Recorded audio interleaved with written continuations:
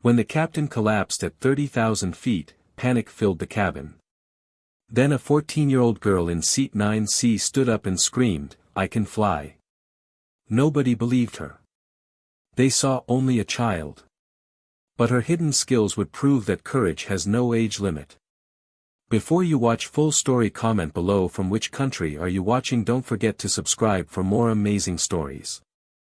The morning sun shined through the tall windows of Charlotte Airport. People rushed everywhere with their suitcases and bags. Coffee shops were full. Announcements echoed from the speakers. It was just another busy travel day. At Gate 47, passengers lined up to board Flight 2847 to Seattle. Among them was a 14-year-old girl named Amara Jenkins. She wore a purple hoodie and carried a backpack covered with airplane stickers. Her hair was pulled back in a neat ponytail. She looked like any other teenager traveling alone. A gate agent saw Amara and waved her over with a big smile. "Sweetie, are you traveling by yourself today?" she asked in that special voice adults use when talking to children. "Yes, ma'am. I'm going to Seattle to visit my aunt," Amara answered politely. The agent spoke slowly, as if Amara might not understand. "Okay, honey. We'll make sure someone watches you on the plane. Do you have snacks? Something to keep you busy?" "I'm all set. Thank you," Amara said. The agent pinned a special tag on Amara's hoodie. "There you go. This shows everyone you're traveling alone. The flight attendants will take good care of you, sweetie." Amara smiled patiently. She was used to adults treating her this way. Nobody knew what she was really capable of. As Amara walked down the jetway to the plane, other passengers walked past her. Business people stared at their phones. Families dragged their children along. An elderly couple moved slowly with their bags. Nobody paid attention to the young girl with the special tag. Inside the plane, Amara found her seat. It was 9C, an aisle seat. She put her backpack under the seat in front of her and pulled out a thick book. She opened it and started reading with deep concentration. A flight attendant named Jessica noticed Amara's tag and stopped. "Hi there, I'm Jessica. I'll check on you during the flight, okay? If you need anything, just press this button." She pointed to the call button above the seat. "Thank you," Amara said, barely looking up from her book. Jessica tried to see the book's title, but she couldn't. She assumed it was probably a teenage novel or schoolwork. But Amara was actually reading Advanced Aircraft Systems and Emergency Procedures. The worn cover hid the real title. Her eyes moved across the pages quickly, understanding every technical word and concept. A middle-aged woman sat down in the middle seat next to Amara. Her name was Karen. She looked at Amara with concern and curiosity. "Hello, dear," Karen said warmly. "Are you traveling all by yourself?" "Yes, ma'am," Amara replied politely, hoping to continue reading. "Oh my," Karen continued. "You're so brave. I could never let my daughter travel alone at your age. Are you going to see family?" "My aunt in Seattle," Amara confirmed with a small smile. She looked back at her book, hoping Karen would understand she wanted to read. But Karen didn't notice. "That's nice, sweetie. What grade are you in? Do you like school?" "Ninth grade." "Yes, I do," Amara answered briefly. An older man sat down in the window seat. His name was Mr. Raymond.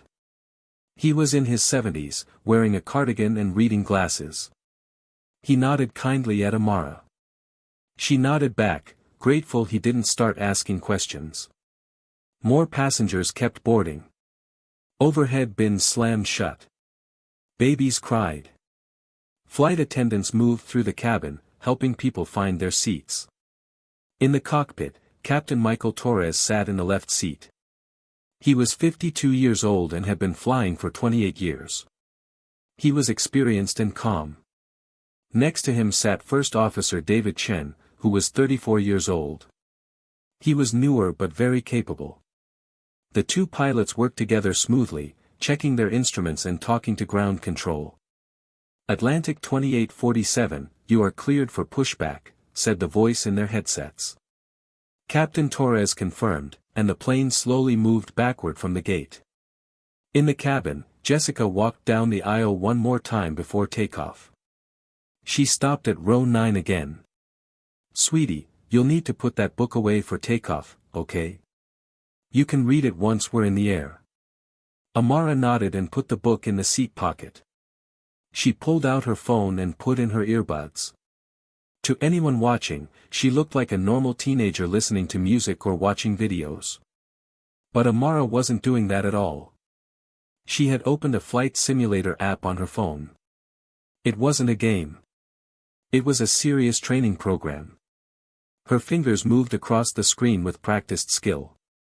She was practicing emergency procedures in a virtual cockpit. Karen glanced over and smiled. She thought Amara was just playing games or texting friends. Karen had no idea that Amara was practicing a single-engine landing, thinking about approach speeds and emergency checklists like a trained pilot. The plane pushed back, turned, and started moving toward the runway. The familiar safety announcement played over the speakers. Flight attendants showed passengers how to use the seat belts and oxygen masks. Amara watched carefully. She wasn't bored like most passengers. She really paid attention. She noted where the emergency exits were. She counted the rows between her seat and the nearest exit. She observed how the doors worked. Her training had taught her to always be aware and always be prepared. Mr. Raymond noticed her attention. He leaned over slightly. "First time flying?" he asked kindly. "No, sir," Amara responded. "I've flown many times. I just like to pay attention to the safety briefing." He chuckled warmly.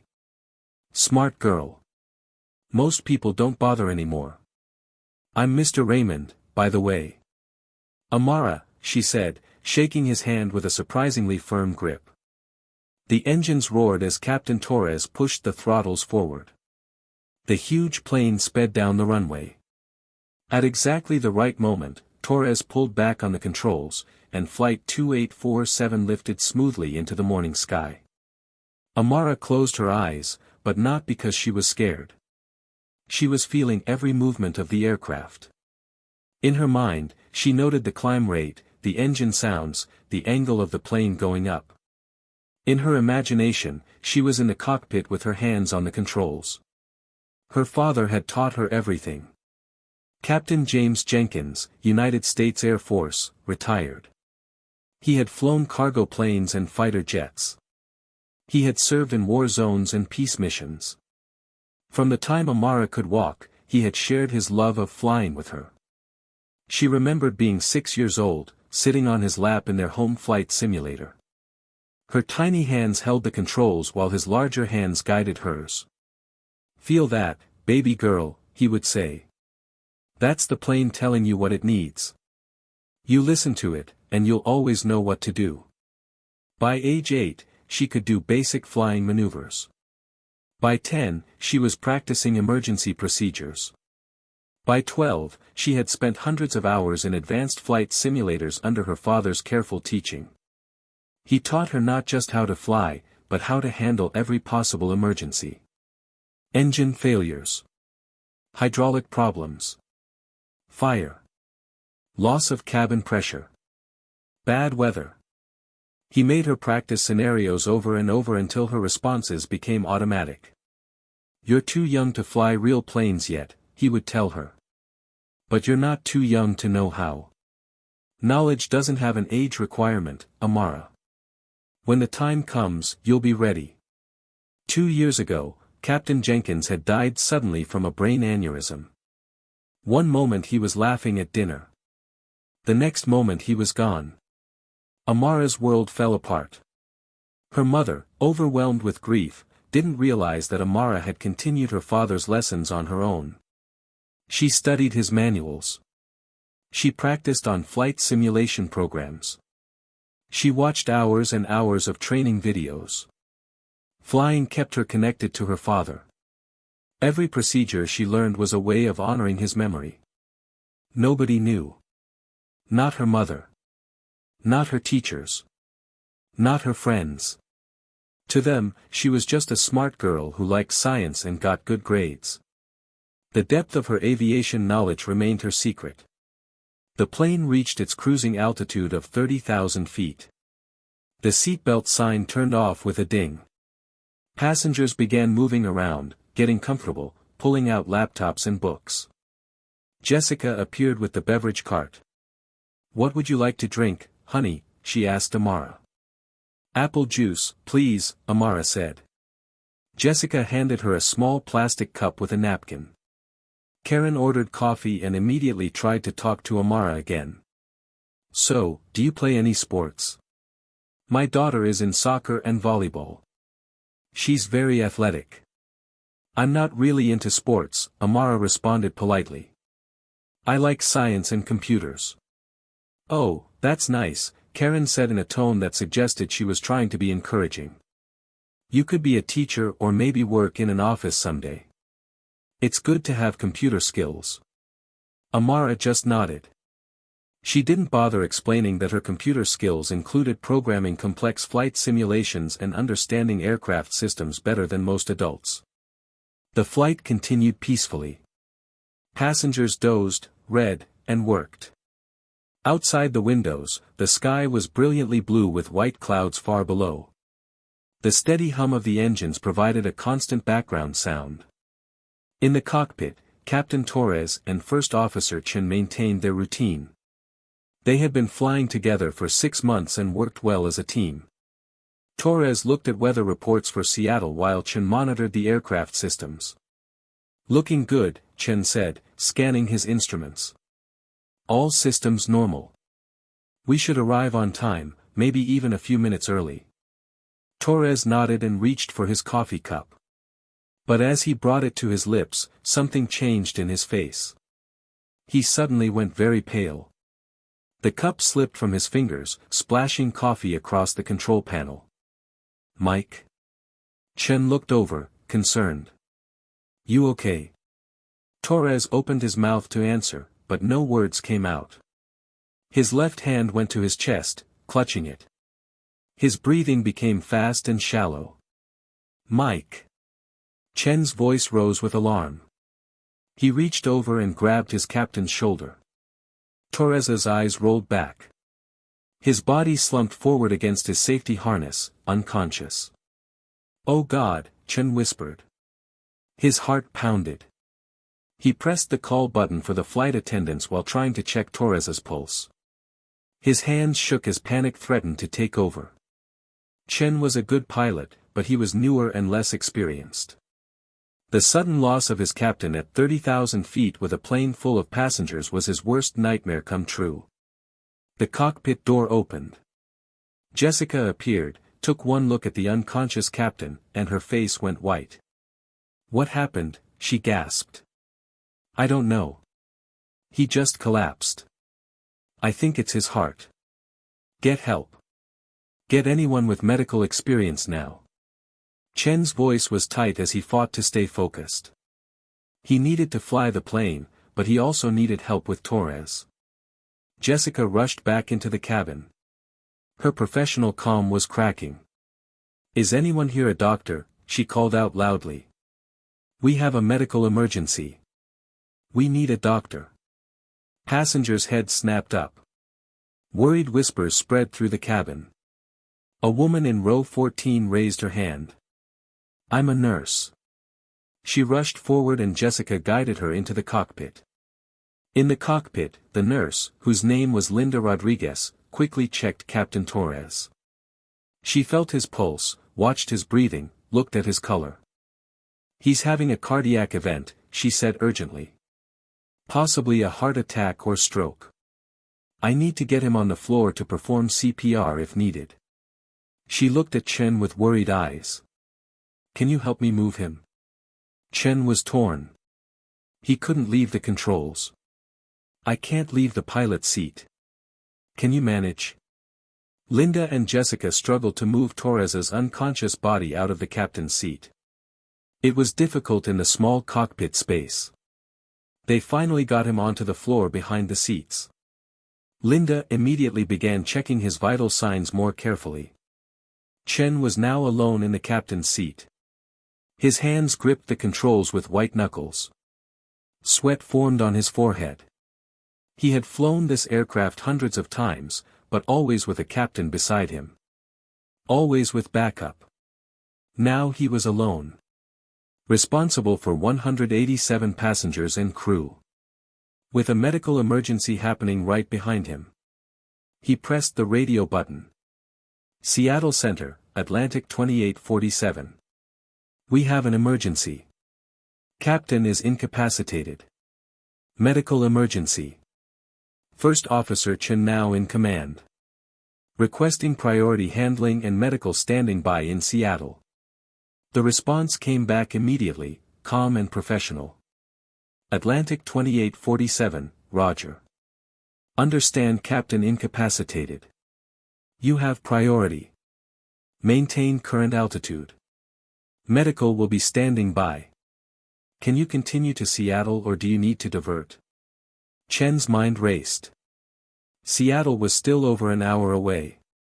Diverting meant finding another airport, preparing for an approach he hadn't studied, dealing with unfamiliar territory. But continuing meant staying in command alone for that entire time. Atlantic 2847 continuing to Seattle, he decided. Better to stick with the plan and the airport he knew. Behind him, Linda worked on Torres. He's breathing, but his pulse is weak and irregular. I think he's had a major cardiac event. We need to get him to a hospital as quickly as possible. The reality hit Chen hard. He wasn't just flying a plane anymore. A man's life depended on how quickly he could get them safely on the ground. But he couldn't rush. He couldn't make mistakes. He had to fly the approach perfectly. His hands trembled slightly on the controls. He took deep breaths, trying to calm himself, trying to remember his training. But a voice in his head kept whispering doubts.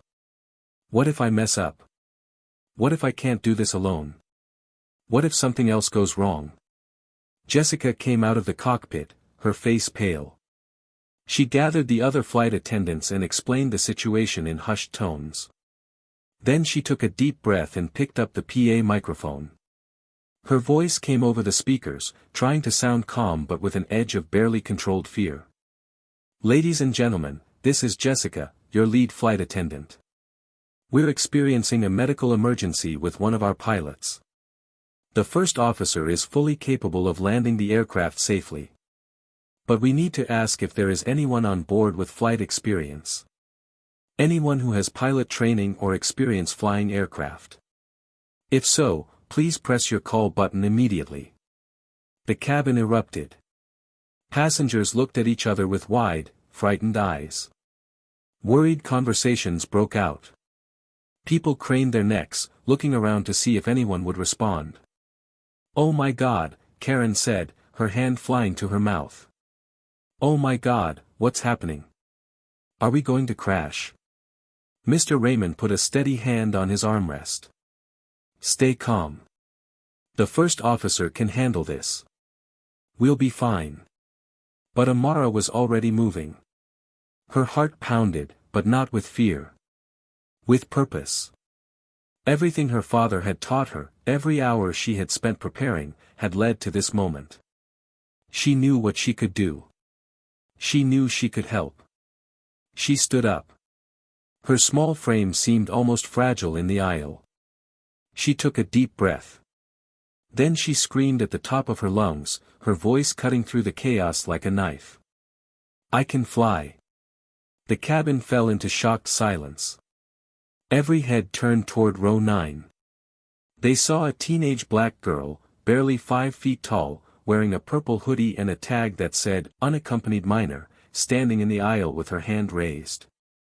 For a moment, nobody moved. Nobody spoke. They just stared. Then the reactions began.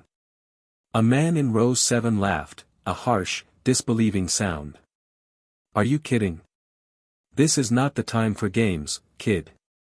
Karen grabbed Amara's arm. Honey, sit down. The adults will handle this.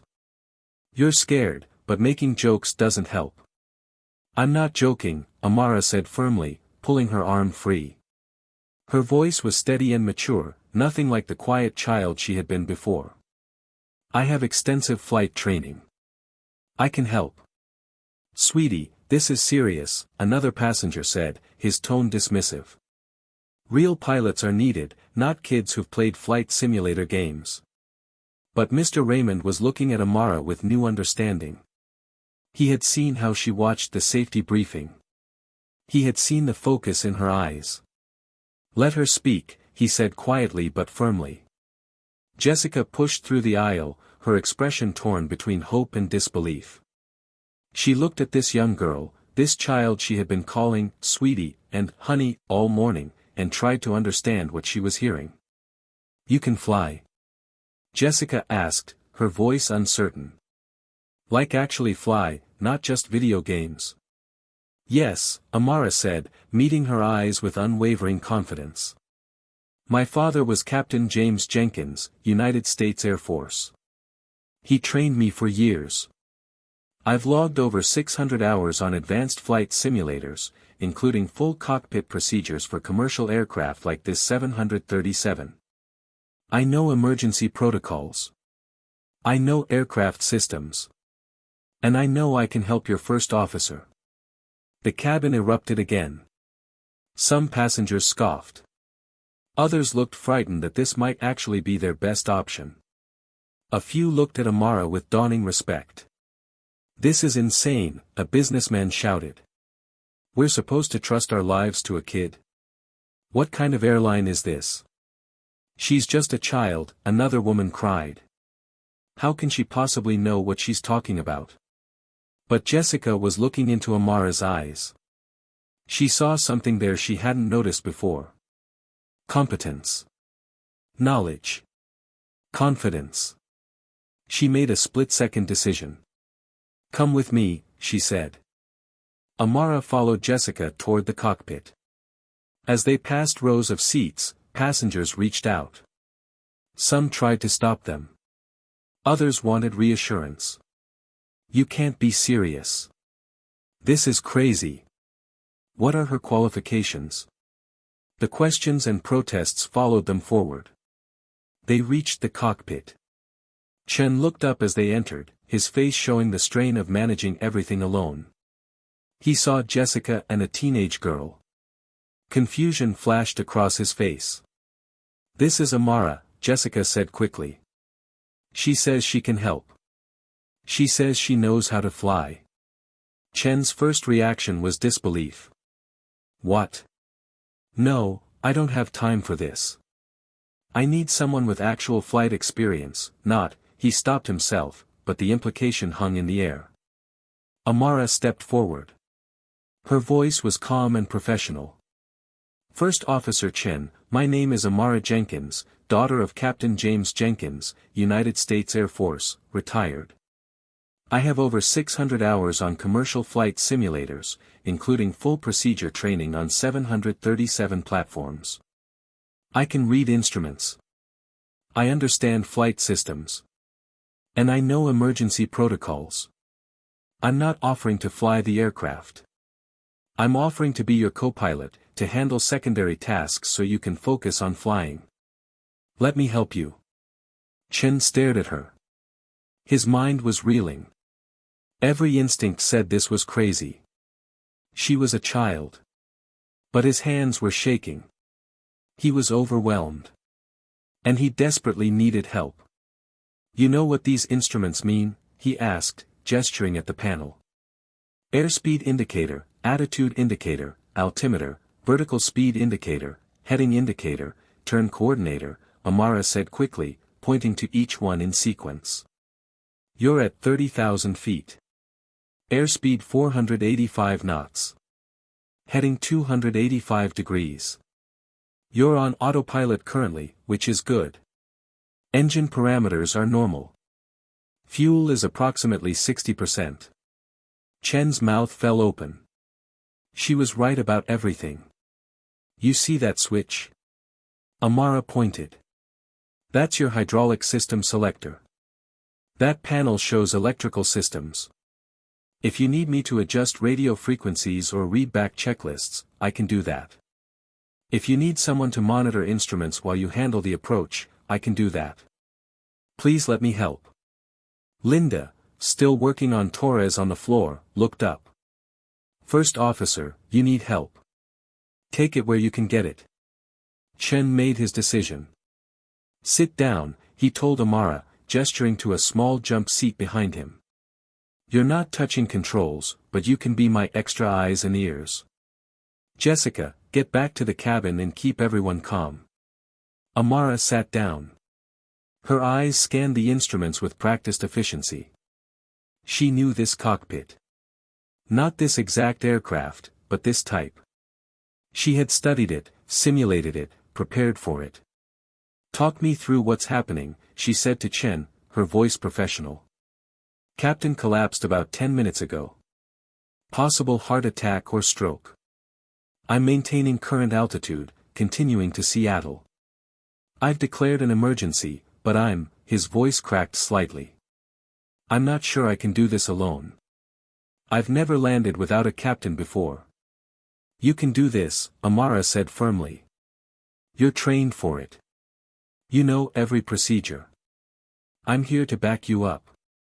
Let's go through the approach plan step by step. It'll help you focus.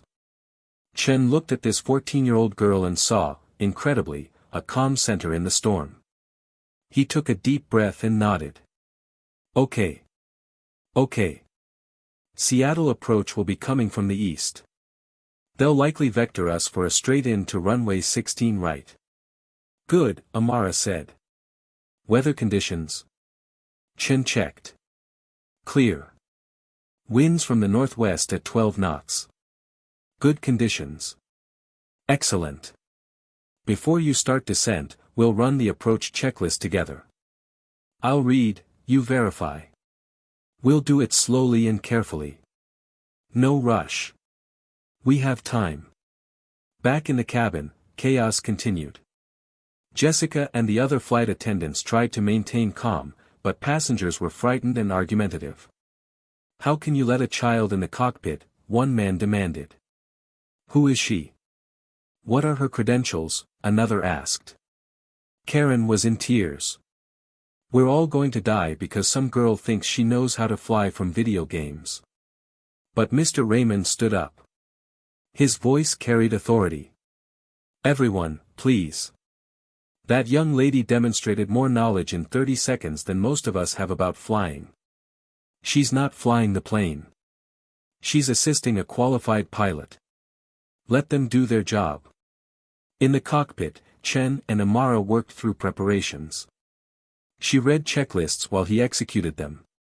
Her calm, professional manner helped center him. When his hands shook, her steady voice guided him back to focus. Fuel state, she asked. Sufficient for landing with reserves, he responded. Hydraulics? Normal. Electrical? Normal. They continued through every system, every check, methodically preparing for the approach. Amara watched the instruments, calling out any changes, helping Chen maintain awareness of everything while he managed the aircraft. Seattle Center came back on the radio. Atlantic 2847, you're 30 miles from Seattle. Maintain altitude. Expect vectors for approach shortly. Chen acknowledged, and Amara saw his shoulders tense. This is it, he murmured. You've got this, Amara said quietly. Just like you've done 1,000 times before. Fly the plane. I'm right here. The controller gave them directions for the approach. Chen disengaged the autopilot, taking manual control. The aircraft responded to his inputs, beginning a gentle descent. Amara monitored altitude and airspeed, calling out any deviations from target parameters. Speed is good. 250 knots. Altitude descending through 2500. Rate of descent 1500 feet per minute. Looking good. Chen's confidence began to build. She was right. He knew this. He had trained for this. He could do this. As they descended through the clouds, Seattle appeared below. The city spread out with Puget Sound gleaming in the sunlight. The airport was visible in the distance, its runways like gray ribbons on the ground. "Gear down," Chen called, moving the lever. The landing gear extended with a solid thunk. 3 green lights, Amara confirmed, checking the indicators. "Gear down and locked." "Flaps 15, Chen called. "Flaps 15, Amara verified." "Speed is good." They continued the approach, descending steadily. The runway grew larger in the windscreen. Chen's hands were steadier now, his focus complete. Amara continued her calm callouts, monitoring everything, giving him the support he needed. 500 feet, she said. Airspeed 145 knots. On glide path. 200 feet. Looking good. 100 feet. 50. 30. 20. 10. The main wheels touched the runway with barely a bump. Chen pulled the thrust reversers and the aircraft slowed smoothly. They were down. They were safe. As the plane taxied to the gate where emergency vehicles waited with flashing lights, Chen exhaled a shaky breath. "We did it," he whispered. "You did it," Amara corrected with a small smile. "You flew that approach perfectly. I just helped." Emergency medical personnel rushed aboard the moment the doors opened. They quickly loaded Captain Torres onto a stretcher and hurried him to a waiting ambulance. Linda followed, providing information about his condition. Chen stood on shaky legs, suddenly feeling the weight of what had just happened. He looked at Amara, really looked at her, seeing not a child but a fellow aviator who had helped save his crew and passengers. "Thank you," he said simply. "I don't know how to thank you." "Thank you doesn't seem like enough." Amara nodded, suddenly feeling very young again. The adrenaline was fading and exhaustion was setting in. "You're welcome, First Officer Chen. Tell Captain Torres I hope he recovers quickly." Passengers began leaving the plane. Many of them looked at Amara with new eyes. Some approached to thank her. Others simply stared, trying to process what they had witnessed. Karen from seat 9B approached, her face flushed with embarrassment. I'm sorry," she said to Amara. "I underestimated you. Thank you for what you did." "It's okay," Amara said graciously. "A lot of people underestimate me. I'm used to it." Mr. Raymond shook her hand firmly. "Your father would be very proud of you, young lady." Tears came to Amara's eyes at the mention of her father. "Thank you," she whispered. "That means a lot." As Amara finally made her way off the aircraft, she was met by airline officials, airport security, and many people with questions. The story was already spreading. The teenage girl who helped land a plane. The unaccompanied minor who turned out to be anything but ordinary. Later that evening, after giving statements and interviews, Amara finally reached her aunt's house in Seattle. She collapsed on the couch, emotionally and physically exhausted. Her mother called, having heard the news. "Amara, baby, are you okay? I can't believe what happened. I had no idea you knew so much about flying." "Dad taught me," Amara said softly. "I kept studying after he died. I wanted to make him proud." "Oh, sweetheart," her mother's voice broke. "He would be so proud. I'm so proud. You saved all those people." "First Officer Chen saved them," Amara insisted. "I just helped him stay focused. That's what Dad would have wanted." Over the next days and weeks, the story spread. Amara became a brief media sensation. The young black girl who helped land a plane at 30,000 feet. Some people praised her. Others criticized the situation, arguing a child should never have been put in that position. Aviation experts debated the protocols and procedures. Captain Torres recovered, though he would never fly again. He sent Amara a letter thanking her and telling her that her father would have burst with pride. Chen stayed in touch, sending her updates and encouragement, telling her that when she was old enough, she would make an incredible pilot. But for Amara, the most important moment came weeks later when she was back home, sitting at her father's old desk with his aviation manuals spread around her.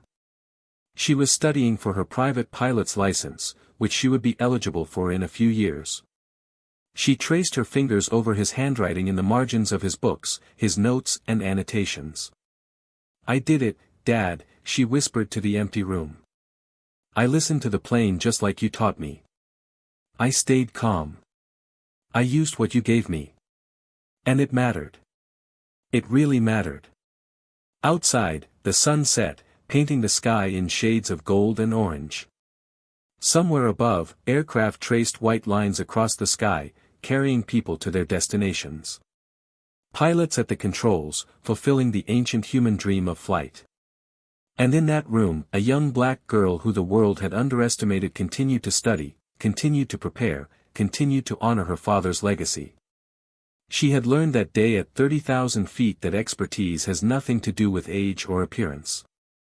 It has everything to do with preparation, knowledge, and the courage to stand up and say, "I can help." 6 months after the emergency landing, Amara received a special invitation. The Federal Aviation Administration and the National Transportation Safety Board invited her to speak at the annual Aviation Safety Conference in Washington, D.C. She was nervous but accepted, knowing her father would want her to share what she had learned.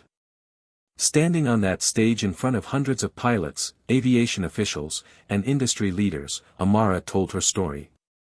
She talked about her father's training, about the hours spent in simulators, about keeping that knowledge hidden because she didn't think anyone would take a teenage girl seriously. She described the moment she stood up on Flight 2847, the disbelief in people's eyes, the assumptions they made. "I was invisible until the moment I became useful," she told the audience, her voice steady and clear. "People saw my age, my gender, my race, and they made decisions about what I could and couldn't know. That almost cost them their lives."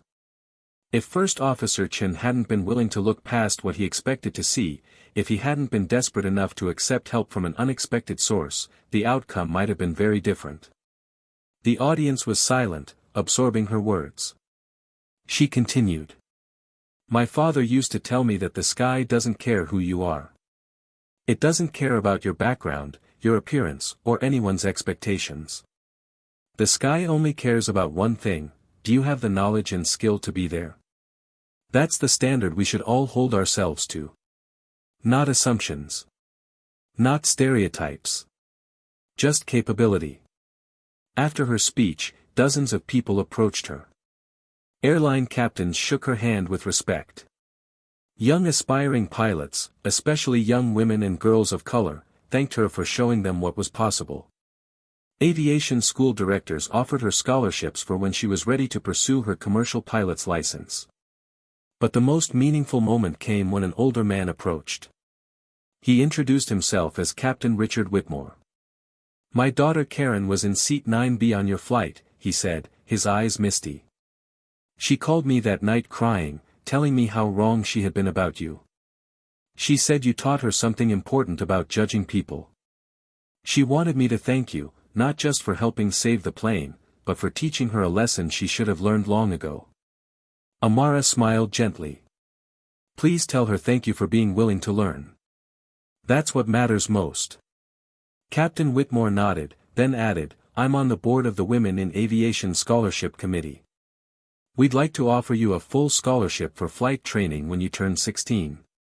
Your father's legacy deserves to continue, and so does yours." Tears came to Amara's eyes. "He would love that," she whispered. "Thank you." 2 years later, on her 16th birthday, Amara walked onto the tarmac at a local flight school. Today was the day she would take her first actual flight lesson in a real aircraft, not a simulator. Her instructor, a woman named Captain Maria Santos, greeted her with a warm smile and a firm handshake. "Ready to touch the real sky?" Captain Santos asked. Amara looked up at the small training aircraft, its white wings gleaming in the sunlight. She thought of her father, of Flight 2847, of all the people who had doubted her and all the people who had believed. She thought of the young girls who had written her letters saying she inspired them to pursue their dreams despite what others said. "Yes," she said with quiet confidence. "I'm ready." As they climbed into the cockpit, Captain Santos went through the pre-flight checks. But then she did something unexpected. She turned to Amara and said, "You know what? You've probably logged more simulator hours than some of my other students will in their entire training. You've been in a real emergency situation. You've proven yourself under pressure that would break most people. So today, from the very beginning, I'm treating you like the pilot you already are. Not a child. Not a student who needs things simplified.